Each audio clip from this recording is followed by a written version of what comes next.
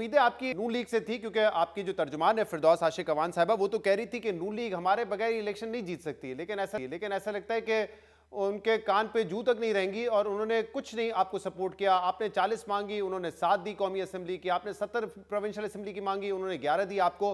और आज भी ये डॉन में पूरी इस पर खबर आई हुई है कि इन हलकों में जहां सीट एडजस्टमेंट हुई है वहां पे भी नून लीग आपको सपोर्ट नहीं कर रही है कहीं पर। शहजाद साहब, हमने जो बात कही वो ठीक कही थी कि नून लीग हमारे बगैर अच्छा इलेक्शन, अच्छा रिजल्ट नहीं दे सकती। उसका आपको 8 फरवरी की रात को पता चल जाएगा। मतलब क्या होगा? जिन हलकों में आप लोगों के कैंडिडेट खड़े हुए हैं वहां पे नून लीग का वोट डिवाइड हो जाएगा आपकी वजह से और नून लीग हार जाएगी वहां से, ये होगा? क्या होगा? और क्या होगा? मैंने अगर इलेक्शन ना लड़ने का फैसला किया, मैं तो नजरियाती बुनियादों पे 8 महीनों से इस तहरीक फसाद फिल अर्ज के खिलाफ खड़ा हूं। मैं नहीं चाहता था कि मेरे शहर और मेरे हलके में मेरे किसी सियासी फैसले से तहरीक फसाद फिल अर्ज को फायदा हो। मैंने तो अपने आप को बैकआउट किया, चलो नून लीग को फायदा हो जाए, कम से कम वो इस फितने को खत्म करने के हवाले से कोई अपना रोल प्ले कर रही है। आपने अपने हलके की कुर्बानी दे दी नून लीग के लिए। मैंने तहरीक फसाद फिल अर्ज को नाकाम बनाने के लिए कुर्बानी दी।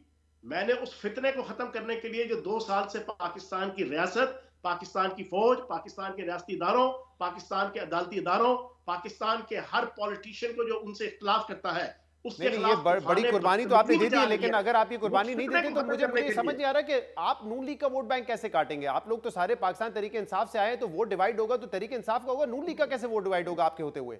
आप तो एक दूसरे के मुखालिफ लड़ रहे हैं ना इलेक्शन।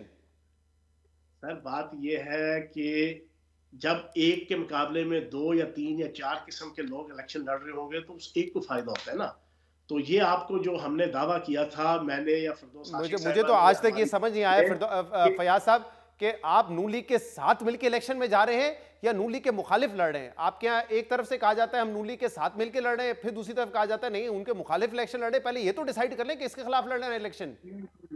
ये हमने नहीं डिसाइड करना, ये असल में नून लीग की तरफ से चीजों को थोड़ा सा मिसमैनेज, जो उन्होंने कहा कि हमने मुकम्मल सीट एडजस्टमेंट नहीं करनी और उसके ऊपर 1 महीना बाद टिकी रही।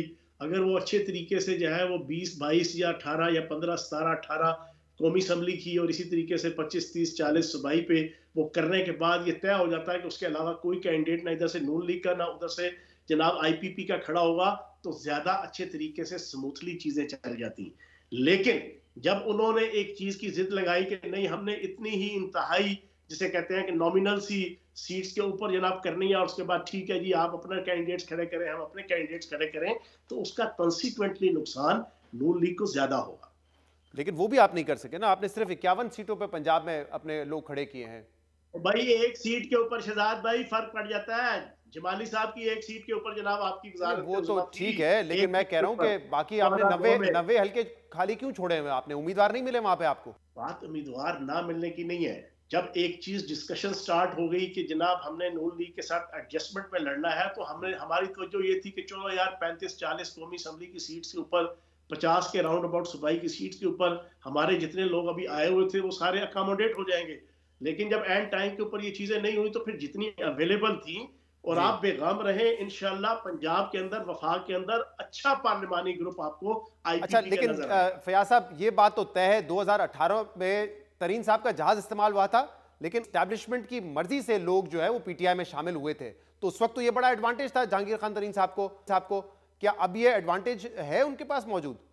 देखें, मैं इतना जानता हूं कि नवाज शरीफ साहब ने पिछले 1-1.5 महीने के अंदर बहुत सी चीजों के ऊपर कुछ मामलात को इतना मजेदार नहीं रखा हुआ, मुक्तदरा के साथ इतना मजेदार नहीं रखा हुआ।